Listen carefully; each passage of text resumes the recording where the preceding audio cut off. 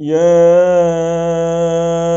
أيها الناس قد جاءكم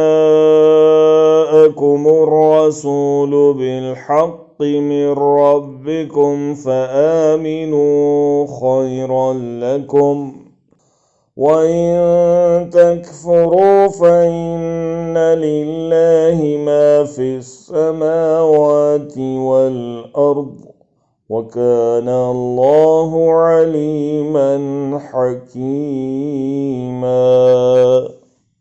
يا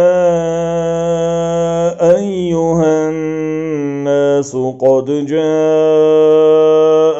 الرسول بالحق من ربكم فآمنوا خيرا لكم وإن تكفروا فإن لله ما في السماوات والأرض وكان الله عليما حكيما.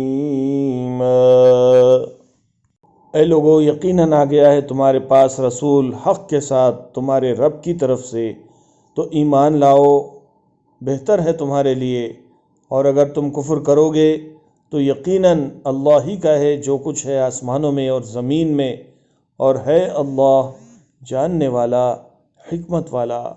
O mankind, indeed there has come to you the messenger with the truth from your Lord.